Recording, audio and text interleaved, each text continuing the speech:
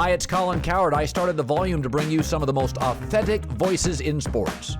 While you're here, make sure you hit subscribe. Thanks. I have Martin Kove here on the session. So I call you Martin or Marty? What is like preferred? Marty's fine. Marty's fine. Okay, I'll go Marty. It makes it sound like, a little less formal. How are you doing today? I'm good. I'm good. Good. Okay, so you have been playing Sensei Kreese for so long. What are some of the similarities between Mr. Kreese and yourself? Well, the similarities, they come after playing the character a long time. They weren't at the beginning in Karate Kid 1 and those movies. They were all kind of one-dimensional, and those characters were white hats, black hats. But as the writers started writing for the series, the characters became more texturized and more colorful. And he wrote a lot. They're writing vulnerability in there every season for me. Mm-hmm. And because you have to go a little deeper into the character, some of the dark stuff you have to go deeper in as well, So some of the dark stuff, and where in a sense the emotional outlooks of you've got to believe in his way and his way only, and there's very little room for other people's opinions and other people's contributions in life. That kind of stuff got a little stuck for me over doing 2 seasons in a row and being there, and absorbing all those character traits. I think it spoiled a couple of relationships I had. Really? Yeah, because it just enters your body. Yeah. It enters your body, and sometimes you're not even aware that you're being difficult, you're being obstinate, you're being, loud, you're being evasive in some ways. And Daniel Day-Lewis would take on that part of Lincoln, and he wouldn't talk to anybody for days. Mm-hmm. And then you have Heath Ledger, who kind of took it too far, And I think, judging on the character, if you're playing a guy who's sweet little guy drinking coffee, and it's one thing, mm-hmm. But if you're playing a dark character who's got a lot of haunting elements, as John Kreese does, doesn't make him bad. It just makes him complicated. Mm-hmm. And a lot of his reactions towards life are a lot more tough than he probably would like them to be. Yeah. So for you to be playing John Kreese for so long, and I feel like, obviously it must have been unexpected now to be able to have this whole Cobra Kai series when you guys started doing it on YouTube, it gets picked up by Netflix, to have that gap between you playing John Kreese. What was it like getting back into the character for you when you first started doing Cobra Kai? Well, I asked them to write the character less one-dimensional. Mm-hmm. I asked them to write the character I came with my list of notes, and they were ahead of the game, and they wanted to write the character more texturized and have vulnerability and have flashbacks and all that. So they were more prepared than I was, and they knew exactly what I wanted. And they gave it to me. And he's a little more, vulnerable in 3 and more in 4. And we've shot season 5.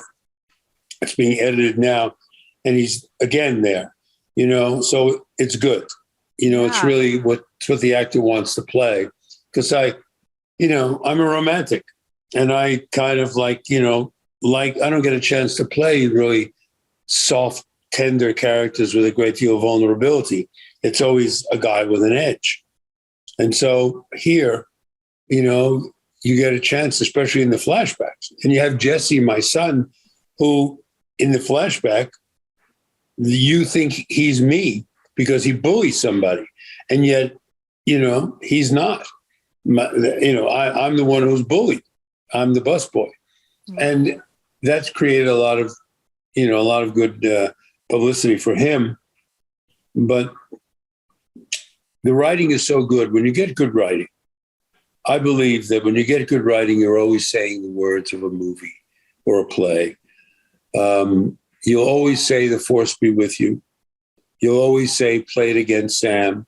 You'll always say, "From Gone with the Wind," "Frankly, Scarlett, I don't give a damn," you know? Yeah. You'll always say, "Be my Huckleberry," you know? Wax on, wax off, sweep the leg. You will always be saying those because where they come from constitutes good material and memorable material. Mm-hmm. And those movies are all memorable material. When you're playing the moments with the PTSD, how do you tap into that to play those moments? Oh, you have to really, I can't tell you a lot about season 5, but, I think by the end of season 4, you realize that he's going to jail. And and it's similar PTSD. It's similar to what you go through when you're going into jail. There's a certain amount of depression and limitation that there's no way to get around as an actor. If you really have these scenes with psychiatrists and fellow people who have very little in common with you, you really need to absorb moments in your life when you were suffering. Mm-hmm. And I was not in this service, but I have been in places that I dread. I have been in places that right now I'm in Nashville and I have 11-acre ranch and it rains every day and it's 25 degrees. Yeah. And I hate it, hate it because it's not what I signed up for. Yeah. And so if I really wanted to figure out what it is, I would draw upon these negative experiences and bring them into the PSD situations because I have not experienced that, but I know what it's like to go down in the depths, losing a relationship, just working on something for years in a relationship and then it's gone away. Yeah. So you can make those associations quite frequently. Yeah. And they don't have to be the same issues, but they mean to you, they're just as catastrophic. Certainly, yeah, to conjure up that emotion for you to get there emotionally. You mentioned not being one of those actors that gets to play that more tender side, though you have the vulnerability in John Kreese, but is that something that you would like to do? Is to play a character like that has that softer side, that romantic side? Yes, absolutely. I'm very much into the West, and I enjoy the old story of the old gunfighter who turns good at the end. Mm-hmm. That to me is so romantic because of how he treats the world when he realizes, he's been on the wrong side for so long and he wants to make it right. Yeah. And the shavings of characters who are negative, who turn good, those are the true romantic characters, I believe, because they see what they missed for all that period of time.